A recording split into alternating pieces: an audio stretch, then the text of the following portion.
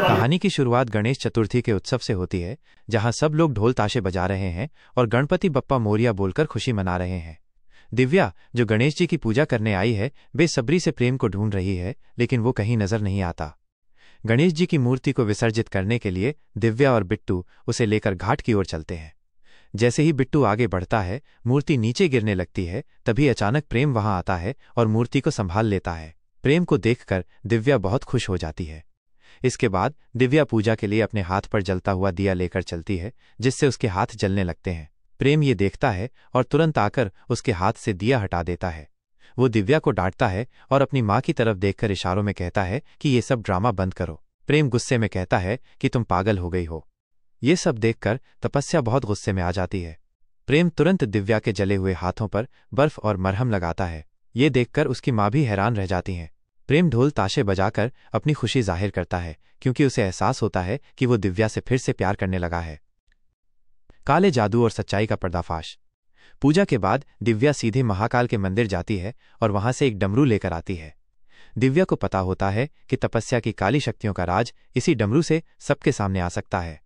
वो गणेश जी की मूर्ति के पास खड़ी होकर जोर जोर से डमरू बजाने लगती है। प्रेम और उसके परिवार के सभी लोग वहां मौजूद होते हैं। डमरू की आवाज सुनकर तपस्या वहां से भाग जाती है।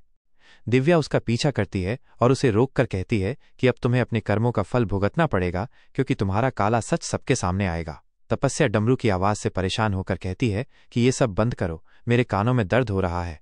जब दिव्या नहीं रुकती तो तपस्या अपनी शक्तियों से करण मोहिनी का रूप ले लेती है और दिव्या पर वार करती है। तपस्या का सेवक शिकारा वहां आता है, जो दिव्या का साथ देता है। दिव्या उसे बुलाती है और वह उसके पास आता है। तपस्या उसे कहती है कि शिकारा, तुम ये कुंडल मुझे वापस कर दो, लेकिन शिकारा मना कर देता है। दिव्या उसे महाकाल के मंदिर जाकर कुंडल को अग्नि में डालने के लिए कहती है, ताकि उसकी सारी काली शक्तियां खत्म हो जाएं। शिकारा उड़कर चला जाता है। तपस्या उसे वापस बुलाती है और झूठ बोलती है कि उसने उसे धोखा नहीं दिया था और वो आज भी उससे प्यार करती है। धोखे से वो शिकारा से कुंडल ले लेती है और फिर उसका दिल निकालकर उसे मार देती है। जब दिव्या देखती है कि शिकारा अभी तक मंदिर नहीं पहुंचा, तो वो जाती है और उसे मरा हुआ पाती है। तपस्या का झूठ और प्रेम का बदलता रवैया। तपस्या वापस परिवार के पास जाती है। जब उसकी माँ उससे पूछती है कि वो क्यों भाग गई थी, तो तपस्या झूठ कहती है कि उसने एक लाल दुल्हन को देखा था, इसलिए डरकर भाग गई। लेकिन सच्चाई ये थी कि डमरू की आवाज से उसकी काली शक्तियां कमजोर हो रही थीं, इसीलिए वो भागी थी। तपस्या अपनी माँ और परिवार के सभी सदस्यों को फांसी का फंदा लगाकर कैद कर लेती है और कहती है कि ये सब दिव्या ने किया है। वह दिव्या पर झूठ बोलकर इल्जाम लगाती है। लेकिन प्रेम धीरे धीरे ये सब देख रहा है और उसे सच्चाई का एहसास हो रहा है। प्रेम को फिर से दिव्या से प्यार हो गया है। तपस्या ये देखकर परेशान है और कहती है कि वो चाहे कितना भी जाल बिछा ले, प्रेम को उसका नहीं होने देगी। प्रेम अब दिव्या की परवाह करने लगा है और ये एक अच्छी खबर है। ऐसा लगता है कि दिव्या और प्रेम का प्यार फिर से परवान चढ़ेगा और उनकी जिंदगी में खुशियां वापस आएंगी। बिट्टू और वैशाली की कहानी।